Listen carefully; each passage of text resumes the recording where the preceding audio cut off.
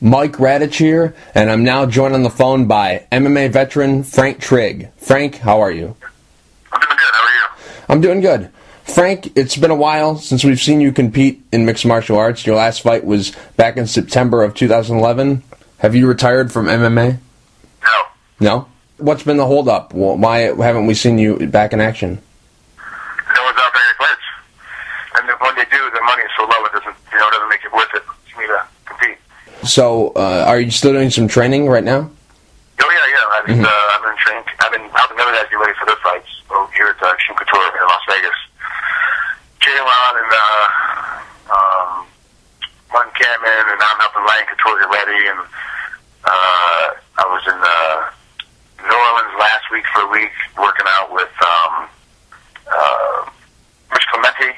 And then I'm going back later on this week for a couple weeks to work out with Rich Clemente and Alan Belcher and those guys. So we're going in to work out, get some stuff going. And, I'm always kind of training. I'm always in the game trying to learn more and trying to improve my techniques and my styles. Just not a training camp per se for myself. It's because there's no fight on the horizon. You had a grappling match, I believe, late last year. I think it was in December at Fight Summit. Is that the last time you've competed in some way, shape, or form? Officially, yeah. That's the last time I competed. With you being out for such a long time, don't you think the longer that you wait, that'll mean the less opportunities there are for you to fight?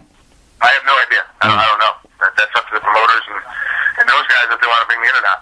For me, it's all about money. I'm not going to go out there and get punched in the head for a low rate when, the money that they're offering, I make that money every weekend when I commentate, or when I do an else's job, or, when I'm on my radio show. So why would I give all that up for 8 weeks to make the same amount of money when I make that in a week kind of thing? So, you know what I'm saying? So it doesn't make any sense. And my training camps are fixed costs. My doctors, massages, the fees for the gym, my training partners, but my training partners also is a fixed cost. And right now, what they're offering doesn't even cover my training camp. So there's no point for me to go out there and get hurt and get punched in the head for no money. So what it's going to take for me to get back inside the cage or ring is money.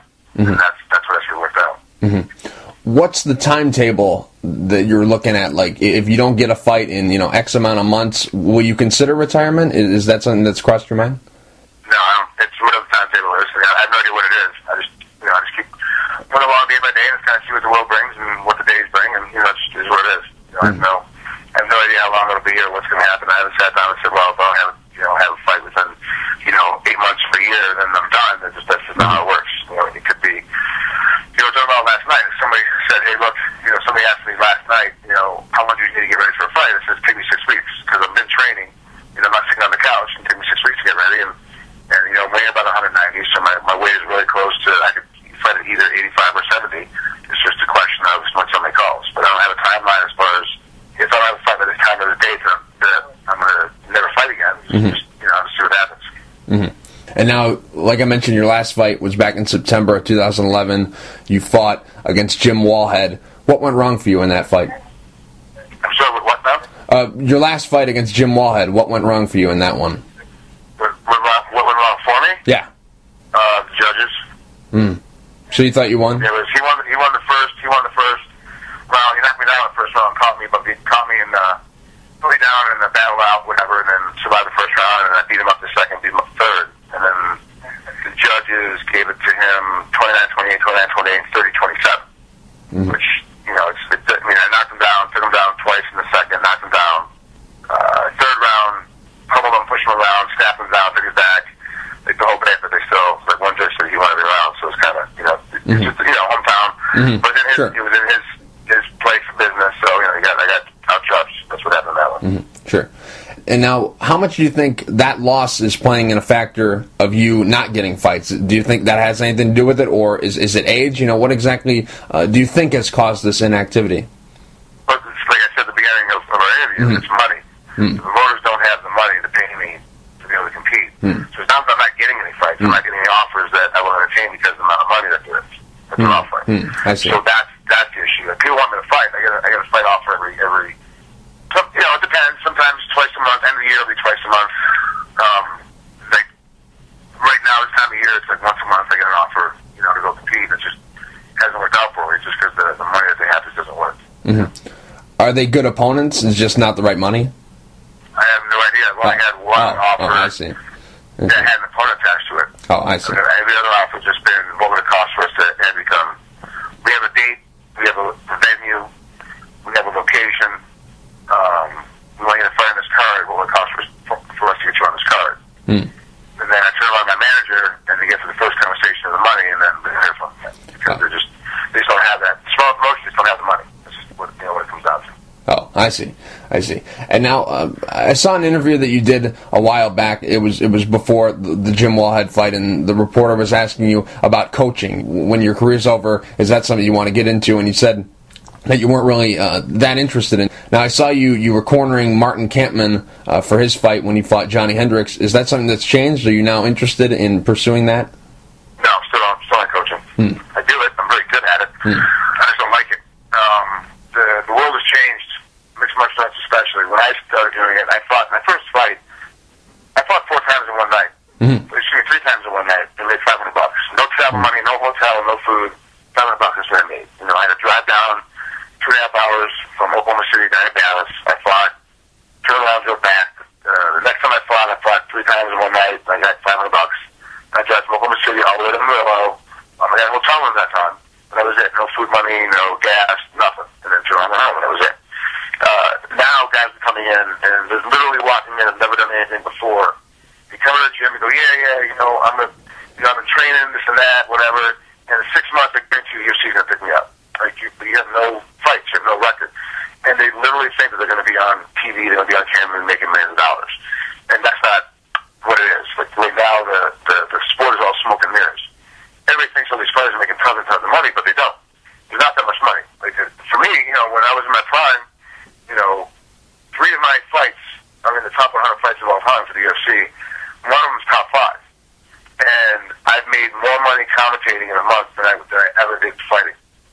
Ever did fighting for anybody. So it's like, the money's really not there. So everyone thinks now that this is what's going to happen, that the money, everyone's going to be Chuck Liddell. Everyone's going to be Jerry St. Pierre. Everyone's going to be John Jones. Radich Couture. That's not what happens to the majority of the people that go into the game. It's when they walk in, they just don't have that drive and passion and love for the sport like I did. So, I really don't like coaching. I helped Coach Kampmann. I was more of a body for Kampmann than I was any part of the coach. His coaches were Ray Seffler and Kyle Griffin. And then I helped Jay Along get ready. As I was for Jay, I was just a body. I wasn't really a coach. He used Robert Drysdale and Ray Seffler. And I'm helping Ryan Couture get ready. And for him, I'm a little bit more of a coach as well as a body, helping him out. But the reality of it is that most guys that want to be coached just don't have the passion or the love for it. So I don't really want to have anything to do with it. I like training and coaching NFL players because they're professional athletes and they understand, that little bit of work in the off season makes a difference between being second string, sitting on the bench, or starting the game. And then when contract negotiation comes up, they started every game for the last 2 years. All of a sudden they get double the salary. Like those guys get it. Same thing with hockey players. Same thing with professional baseball players. Like they get it. Like those guys I don't mind coaching because they grasp onto it. But from coaching as a standpoint, I'm a really good coach. I understand how to break down fights, how to break down guys' techniques, and how to separate guys out and let them understand like their strengths and their weaknesses and how to improve on stuff. Like I understand that concept very well, and I'm very good at explaining that to other people. I just don't have a passion for it. And so I'm a big believer in my whole life is don't do anything you don't have a passion for. And I have a passion for coaching because I see the flaw in the game and how the game is going right now for MMA, even though I have a passion for MMA and so I have a passion for coaching in it. So that's why I don't particularly want to coach. Now, Randy Couture, he's going to be one of the coaches for Fight Master. Is that the plan? Or will you help him out coaching some of those guys that are going to be on his team, whoever they may be? Yeah, I have no idea. I have no clue. Oh, I see. I haven't heard anything at all. Your guess is as good as mine. Oh, I see. And now, Frank, what are you doing commentary-wise? Obviously, you're no longer with Access TV, which was HDNet at the time. What are you doing? I see the MMA Oddsbreaker stuff that you're doing, and I really enjoy that. What else are you doing besides that? Just obviously the MMA Oddsbreaker stuff you said, MMAOddsbreaker.com, and then I'm doing some stuff for Uriah Faber and Phil Davis started a new website for amateurs called MMA Draft. That's MMADraft.com, and they're right at the beta stage, so I'm doing a lot of interviews for them. And then I'm doing some analysis work for UFC Central up in Canada, which is the only show the only network that has UFC attached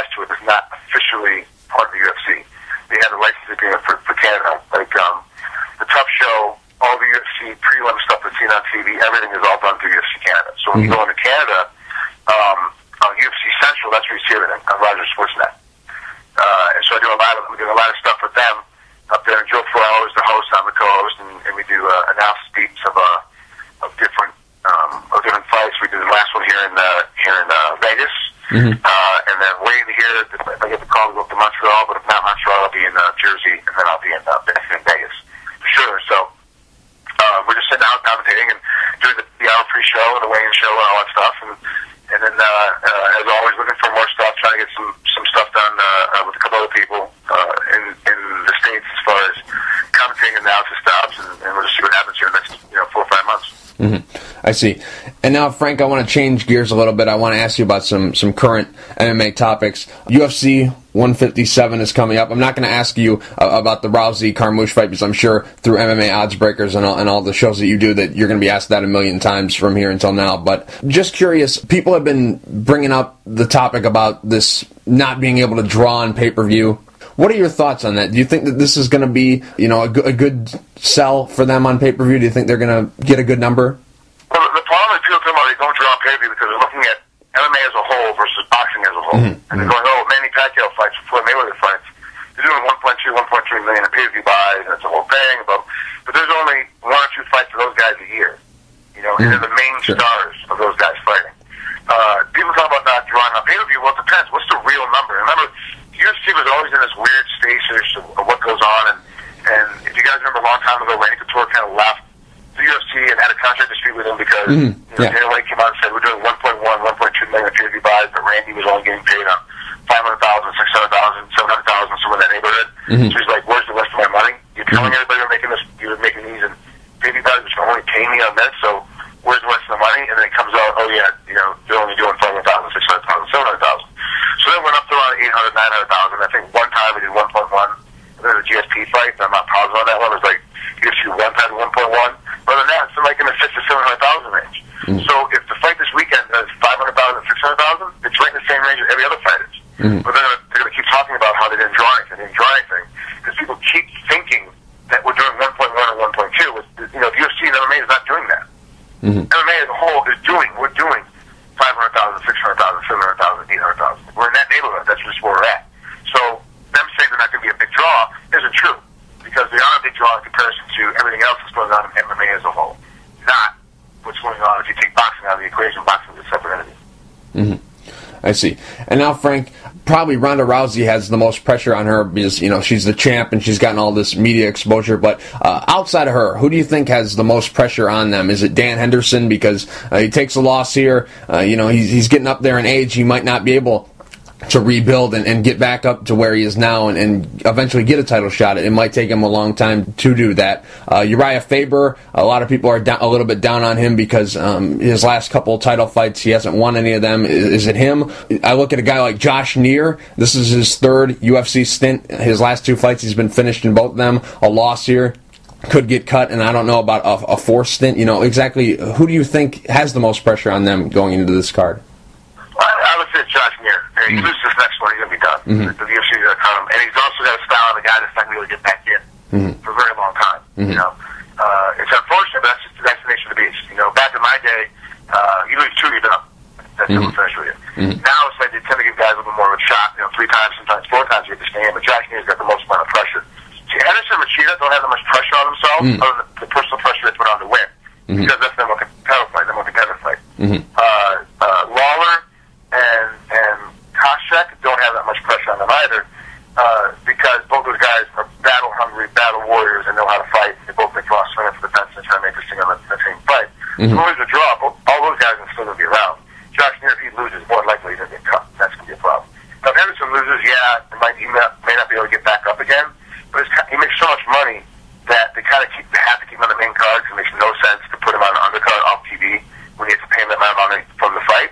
And then because of that, every time he has a devastating knockout, like he gets Big Bang, or gets somebody else, he gets this huge win, then automatically puts him back on the title hunt. There's so many eyeballs seeing him do that. So, really, he doesn't have that much pressure. Machida, on the other hand, if some players just knock you out with a front kick, they can do it, kicked out the tourist teeth, punch you straight left, those guys like that, they don't have much of a choice. Like those guys, no matter what happens to them, win, lose, or draw, they may lose this one, but then they come back to the next one and get a devastating knockout. They're really back in the hunt. Same thing with Koscheck. guys are battle hungry. And the reason why Uriah gets all those title shots and keeps losing those title shots is because he works his butt off to get back in the title hunt. With the other guys who play, he gets all these opportunities. Right. But it's like he gets the opportunities because he worked.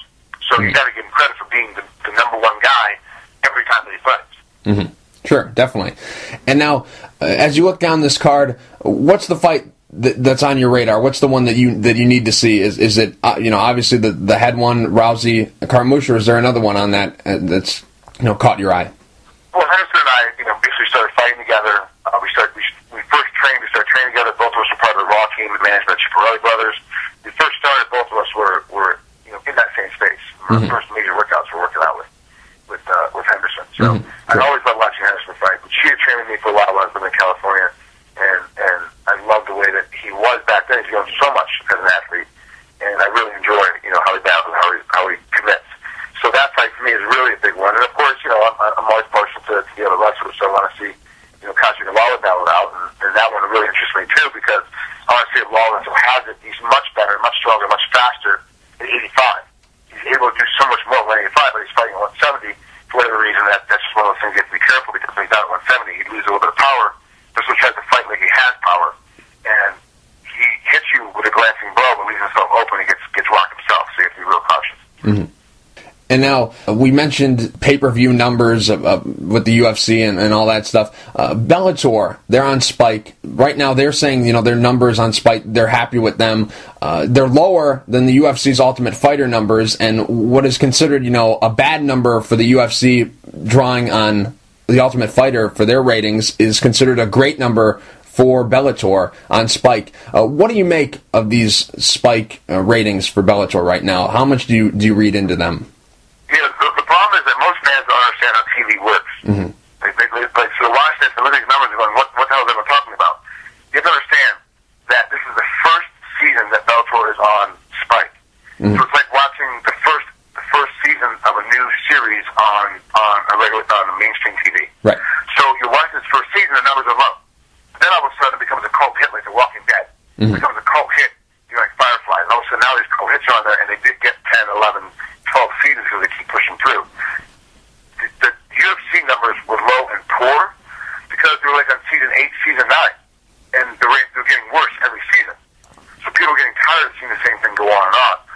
Every event, the first episode always has a huge spike, and it kind of drops way off, and then kind of climbs back up again.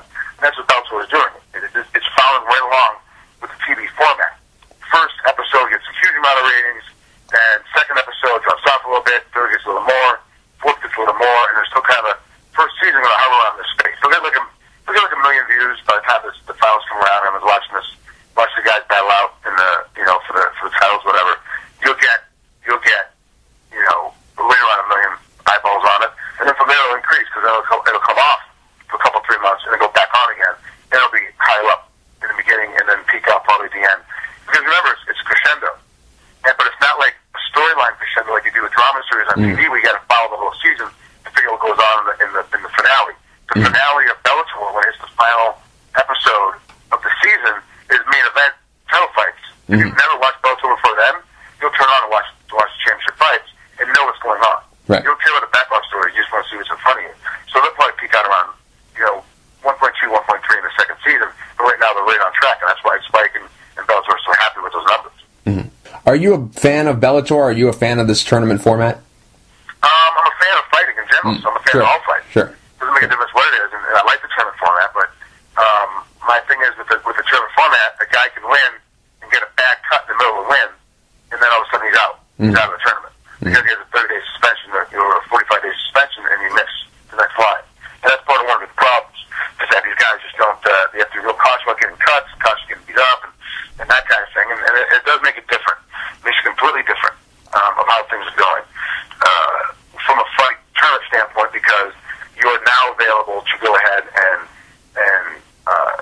fight multiple times in a row, make a lot of money, real quick, win a tournament, make 100,000, and then have a shot at the title and go back in and make a much more money to fight a title, 4 or 5 months after that's done. But there's always the opportunity to get hurt, burn out, and not be at your peak when it's time to fight, for the part of the tournament, and then again to fight for the title fight if you're in that space. Mm-hmm. And now Showtime, they're out of the MMA game for right now. They said they want to come back, so we'll see. But who do you think, as of right now, is the best fit for that space? You know, obviously you have some history with the shows on HDN. You've seen a bunch of those organizations come up. Right now, who would you say fits that space the best and would be somebody that Showtime would be interested in? Well, the thing with Showtime is I don't think they'll be interested in anybody. What they're going to do is hire a promoter and then bring in and have Showtime MMA. Just like they do with Showbox. Where, you know, there's a big story right now where Floyd Mayweather just jumped over to Showtime from HBO. And he's going to fight only on Showtime. And that's just, he needs to sign to Showtime Boxing. That's what they're doing. I think Showtime's going to follow that same kind of format. We're going to sign a promoter, sign fighters specifically to the Showtime brand, and then throw fights once a month. That's just kind of what they're going to do. But to me, if they're going to do that, if they're going to bring in any kind of promotions, all the promotions that are minor league besides Bellator and besides UFC are all viable for that space. Invicta obviously is the best choice because it's getting so many rave numbers on internet pay-per-view that they'll be able to, you know, they crashed. Invicta did such a good job that they crashed Ustream. They didn't crash one of the servers of Ustream. They crashed all of Ustream. All of Ustream was down for 35 minutes during the Invicta fight when they had a paid ability to go watch the fights. Then I'm watching the fight, it crashes on me. They go, oh, we're so sorry, they're screwed up, we're going to refund all your money, but you can continue to watch the fights now for free. So I'm watching the fight, it crashes again. I'm like, what the hell happened? The CEO of Ustream comes out and goes, oh yeah, by the way, Invicta crashed our servers. He did a media circuit letting everybody know it was not Shannon Knapp's fault. It was our fault. Our servers crashed because the bandwidth was tremendous. He couldn't handle it. We blew it up. We are now going out. We bought 5 more huge servers to handle this kind of bandwidth. In the next show, we're gonna help Shannon Knapp out and take care of her and do everything we need to make this thing happen for her because of that. So to me, this makes the most amount of sense. Grab her, put her on Showtime, because a lot of eyeballs on to come over and watch her on Showtime. It just makes sense. Plus, there's a lot of other ones like Joe Kelly. Used to own Titan Fighting Championships. He merged with RFA. RFA now is on Axis, but Joe Kelly's kind of been pushed aside. So Joe Kelly can start something back up again and end up on Showtime. And I'm not sure how these Axis is now what HNet used to be. Axis, I don't know what Axis Entertainment has in the contract. I think a lot of these people are gonna when the contracts are up, we're gonna just vacate their contracts and leave Axis Television and then going over to Showtime because this makes sense. A couple of them will. I'm not sure every single organization can get over there, but I see Showtime doing a smart bit of doing a lot of stuff with a lot of people and having them throw 6 fights a year, but every month to be a new fight on Showtime as far as MMA goes. Or they'll do the typical format they do over there, where we want to sign a bunch of people as fighters go, have one promoter kind of help us out underneath that window of Showbox and call it Show MMA or whatever, and that's what they want in that format. It just kind of depends on what goes on. I see. And now, Frank, there's been so much talk about these super fights, the Anderson Silva, GSP, John Jones, Anderson Silva, all this talk about we need to put these fights together. First, what's the fight that you want to see? And second, what's the one that you think will actually happen between the two? None of them. I'm not interested in super fights. It doesn't do anything for me. There's so many more fights within the weight class. Then why are we still talking about these super fights? I don't care to see them. I'd rather see, John Jones, beat everybody in the division. I'd rather see Anderson Silva beat everybody in his division. If Silva wants to go to 205 and make a title run, well, that's on him. Vacate the title and move up. By having these super fights, well, what happens? What happens with the belt? And then all these other fighters that are in line for the belt all of a sudden can't get the belt because they're being pushed off. So, I'm not really into this whole game of these super fight things. I just don't like them. There's a reason for them. There's so many great fights in the space that we're in already in the weight class. Just let those guys fight it out first. Do you think with these super fights they kind of missed the boat because when these were first talked about there weren't that many contenders at middleweight and welterweight. Now there's contenders all over the place at both weight classes. Do you think they kind of missed the boat a little? A little bit, I think. If they're going to do it, they should have done it a long time ago. But now it's a little bit too late. And now, Frank, last thing. I'm going to say 3 fighters' names, and I want you to predict their futures. Okay, the first fighter, Rampage Jackson. Where do you think he ends up? Bellator. Bellator and TNA? No, Bellator. I don't see him on TNA. Oh, you don't see him pro wrestling? Okay. Josh Barnett? UFC. Eddie Alvarez? Bellator. Frank, last thing before I let you go, Twitter, Facebook, website, where can people find you and keep up on everything you got going on? All of the above. It's all Frank Trigg, one word. I use the same tag hash everywhere I go. So, Twitter, it's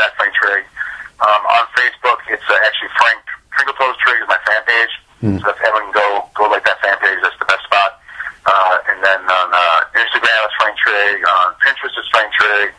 On everything, it's basically all one, Frank Trigg 1. I do the same voice everywhere. So, Frank, thank you for taking the time to talk. I really appreciate it.